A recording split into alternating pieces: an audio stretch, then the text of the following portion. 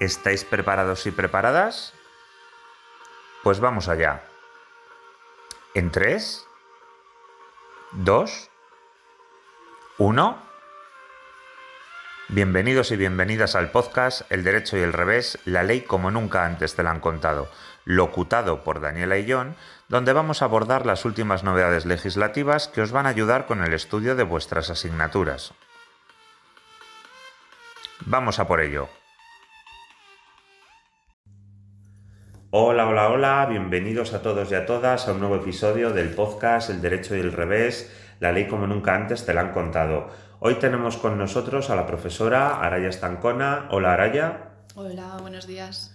Y bueno, viene aquí a hablarnos principalmente de un tema de máxima actualidad, ¿vale? Sobre los pisos turísticos, concretamente, ¿vale? Esa reforma que nos ha introducido una ley de la que nos hablarán ahora, la Ley Orgánica 1/2025, conocida como eficiencia procesal, y que afecta a estas actividades de pisos turísticos dentro de las comunidades de propietarios. Así que nada, Araya, cuando quieras, puedes empezar a contarnos un poquito pues, cuál es la cuestión central de la que vamos a hablar.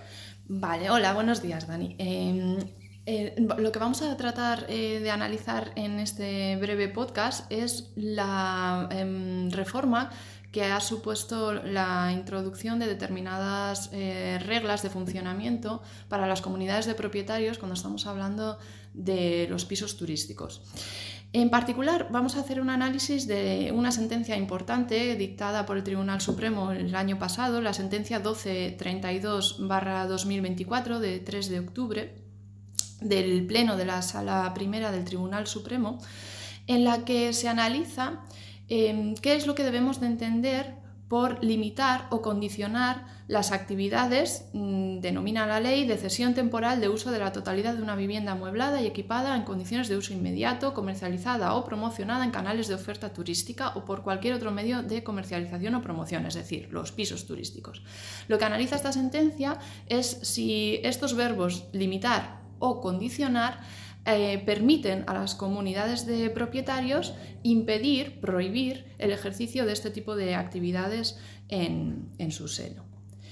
Hasta el momento, las sentencias que se pronunciaron por parte del Alto Tribunal no analizaban expresamente la limitación o condicionamiento de estas actividades. Se limitaban a determinar o analizar la validez de los acuerdos que se habían adoptado en las juntas de propietarios y simplemente decían, vale, este acuerdo es válido o no es válido en función de las mayorías. Pero es que encima, en las audiencias provinciales no había un criterio unánime en todas las audiencias en cuanto a lo que debemos de entender por limitación. Es decir, algunas audiencias consideraban que la limitación implicaba prohibición y otras no, simplemente limitación en el tipo de actividad que se realizaba. Por lo tanto, bueno, este es el supuesto en el que nos encontramos y aquí es donde entra el Tribunal Supremo a analizar la cuestión. Y entonces, ¿qué más nos puedes contar sobre la eficacia de estos acuerdos que se pueden tomar dentro de una comunidad de propietarios por la Junta? Bueno, en cuanto a la eficacia que se referían en las sentencias de las audiencias provinciales, previa, ya digo, a esta sentencia del Tribunal Supremo del 3 de octubre de 2024, ahí se analizaba, ya digo, con criterios dispares, la licitud y eficacia de los acuerdos que se alcanzaban, ¿no? Algunas sentencias de las audiencias provinciales consideraban que efectivamente para que los acuerdos fueran eficaces tenían que ser adoptados de manera expresa, en la que, valga la redundancia, expresamente se determinara en el acuerdo que existía una prohibición para la realización de esta actividad. Se argumentaba para permitir efectivamente la posibilidad de prohibir la realización de estas actividades, bueno, pues el interés general o superior en este sentido de la comunidad en su conjunto frente a los propietarios de manera individual y por lo tanto, bueno, pues de esa manera permitían que efectivamente los acuerdos fueran eficaces frente a los demás en ese sentido, frente a terceros, si se inscribían en el registro de la propiedad, y limitaban, como digo, o prohibían expresamente la realización de estas actividades. Entonces, en definitiva, con anterioridad al pronunciamiento del Tribunal Supremo en la sentencia analizada, quedaba reconocida la legalidad de las limitaciones y prohibiciones de las facultades dominicales de los propietarios de pisos o de locales en régimen de propiedad horizontal, acordada en Junta de Propietarios como un límite convencional a la determinación del destino o uso de los pisos o locales. Sin embargo, el objeto de este proceso, que nos va a comentar, se limita a interpretar el alcance del artículo 17.2 de la Ley de Propiedad Horizontal, por cuanto se refiere al acuerdo por el que se limite o condicione el ejercicio de la actividad y determinar los acuerdos que se adopten por la comunidad de propietarios que puedan prohibir la actividad de arrendamientos turísticos al amparo de dicho precepto. Entonces, una vez dicho un poco esto, cuéntanos un poco cuál es el caso que ha tratado esta sentencia, cuáles serían esos hechos para poder comprender mejor esta situación. Sí, bueno, pues entonces, en definitiva, la sentencia trata de dar respuesta a qué se entiende por limitar o condicionar la actividad de comercialización de pisos turísticos en las comunidades de propietarios, reconocida en el artículo 17.12 de la Ley de Propiedad Horizontal. Los hechos que marcan esta sentencia son los siguientes. El 20 de enero del año 2020, una comunidad de propietarios X adopta un acuerdo en el que se prohíbe el ejercicio de la actividad de apartamentos o alquileres turísticos. Un acuerdo adoptado por 3/5 partes de la totalidad de los propietarios, que representan a su vez, como ustedes saben, las 3/5 partes de las cuotas de participación. Se remite el acta de la Junta a todos los propietarios el 4 de febrero, dando el plazo legal de 30 días naturales para manifestar las discrepancias, y nadie dice nada. Posteriormente, una sociedad mercantil que es propietaria de uno de los apartamentos que forman esa comunidad de propietarios, lo que hace es presentar demanda solicitando la nulidad del acuerdo por no haberse adoptado por unanimidad, porque consideraban que debía ser adoptado por unanimidad, porque de lo contrario pues es un acuerdo adoptado en contra de los estatutos de la comunidad. Subsidiariamente pide que el acuerdo sea declarado contrario a la ley o a los estatutos, que en todo caso el acuerdo no puede tener efectos retroactivos para quienes tengan licencia para realizar este tipo de actividades, y que en definitiva se solicita a la condena a la comunidad a ampliar el referido acuerdo y que se haga constar pues la autorización que ostenta la sociedad esta demandante para poder continuar con su actividad de comercialización de pisos turísticos. Vale, y entonces ahora dinos, estos hechos que nos has contado, ¿cómo ha llegado el asunto hasta el Tribunal Supremo? O sea, ¿cuál ha sido un poco el íter que ha llegado desde esta primera instancia hasta el Supremo? Sí, en primera instancia se desestima todas las pretensiones y estima este juzgado de primera instancia que, conforme al artículo 17.12, se permite a la comunidad de propietarios la posibilidad de prohibir esta actividad por 3/5. En apelación acude la sociedad recurre más bien la sociedad en la Audiencia Provincial de Madrid. En apelación, por lo tanto, la Audiencia Provincial determina que el artículo 17.12 no permite admitir la prohibición de la actividad, que tenía que ser una cuestión que fuera reflejada de manera expresa en los estatutos y no constaba en los mismos, y por lo tanto considera o estima la nulidad del acuerdo adoptado. Y finalmente llegamos a casación, donde vuelven a recurrir, en este caso en casación, la comunidad de propietarios, solicitando que se considere que ha habido una infracción del artículo nuevamente 17.12 y que deba de ser interpretado el mismo, entendiendo que limitar y condicionar también debe de incluir prohibir esa actividad.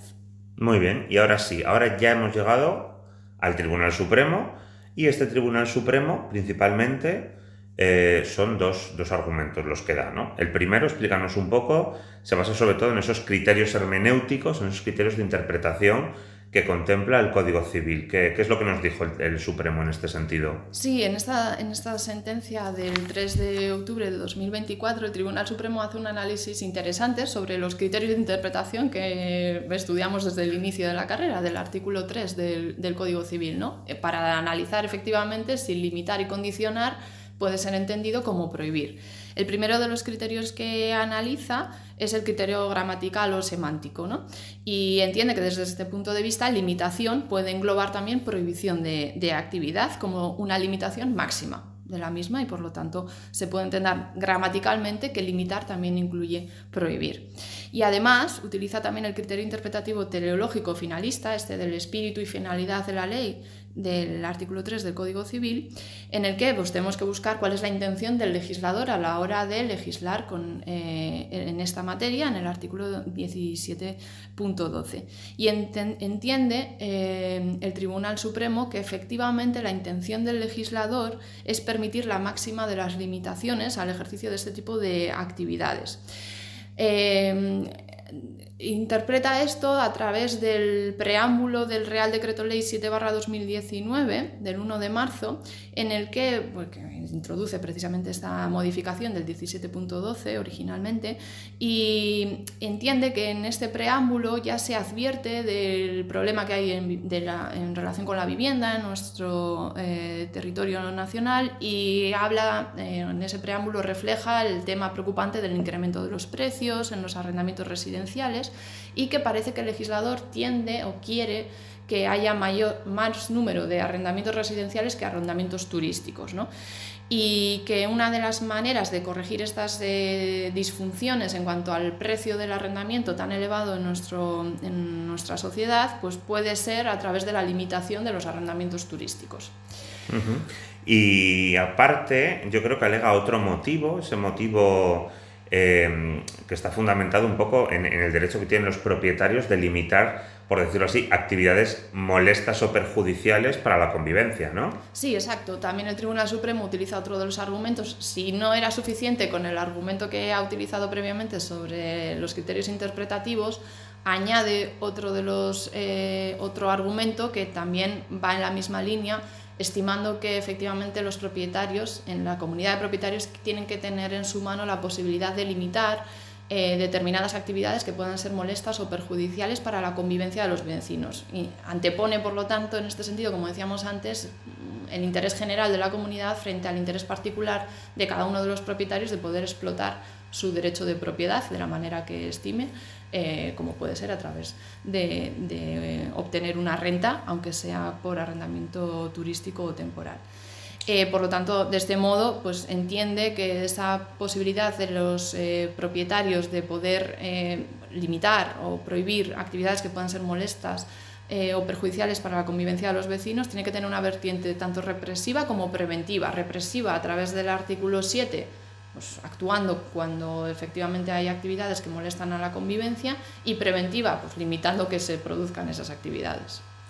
Y luego también nos habla un poco del tema de las votaciones. Ya sabemos todos que en una comunidad de propietarios, cuando nos reunimos con la Junta de Propietarios, pues hay ciertas actuaciones que requieren una mayoría o una mayoría simple o de 3/5 o una unanimidad. ¿Qué nos dice en este sentido el Tribunal Supremo? El Tribunal Supremo dice, efectivamente, si requiriéramos de la unanimidad para poder prohibir este tipo de actividades, sería tanto como no prohibirlas jamás, o hacer ese acuerdo inviable o imposible, porque siempre va a haber un propietario que tenga interés en realizarla y se va a oponer a ese acuerdo, y por lo tanto unanimidad va a ser difícil de encontrar si hay alguno de los propietarios interesado efectivamente, como es el caso que analiza el Tribunal Supremo, en explotar su derecho de propiedad. Y luego también ahora el tema estrella que se ha venido tratando también y que ha suscitado tanta controversia, el tema de la irretroactividad de esta situación.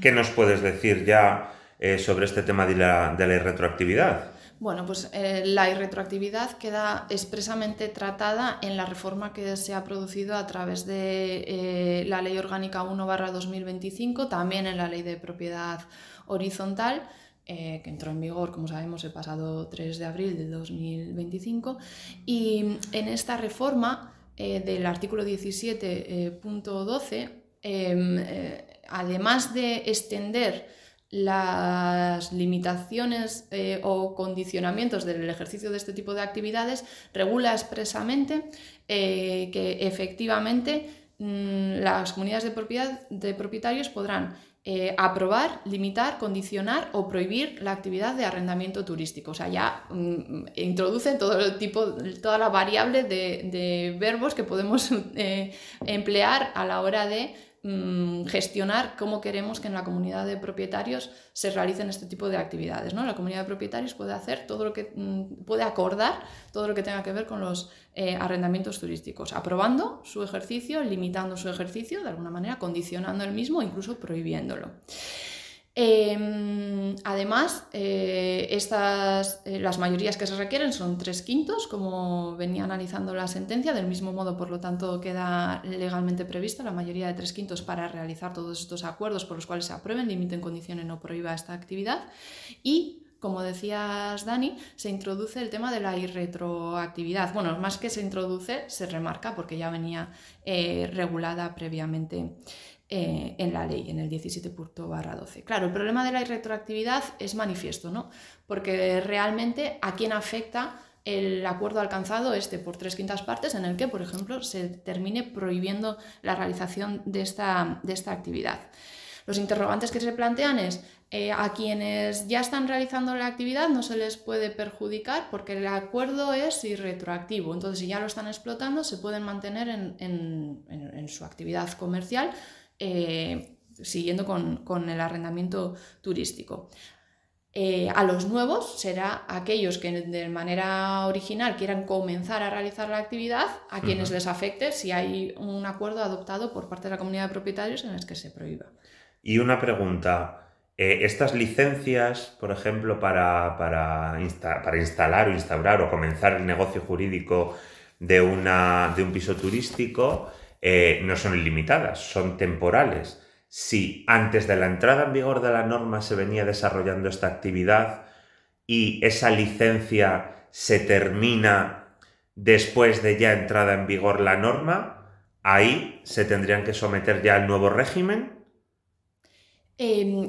Claro, la cuestión es, quien ya venía practicando legalmente la actividad a través de licencia, habiendo obtenido una licencia, si en el momento en el que obtuvo la licencia no había ninguna prohibición en la comunidad de propietarios, puede continuar con el ejercicio de su actividad. El problema es que las licencias hay que renovarlas. Ahí es a lo que yo iba. Bueno, eso es, las licencias, al existir la necesidad de renovar esas licencias, en el momento en el que vaya a solicitar la renovación de esa licencia y hay un acuerdo de prohibición de ejercicio de esa actividad por parte de la comunidad de propietarios, pues no va a obtener esa renovación. Por lo tanto, en definitiva, ¿a quién afectará esta prohibición acordada por mayoría de 3/5 por la comunidad de propietarios? A quien estaba realizando la actividad de manera ilegal, sin una licencia previa, a quien quiera realizarla nuevamente porque tiene la necesidad de solicitar una licencia y con la solicitud de la licencia va a tener que aportar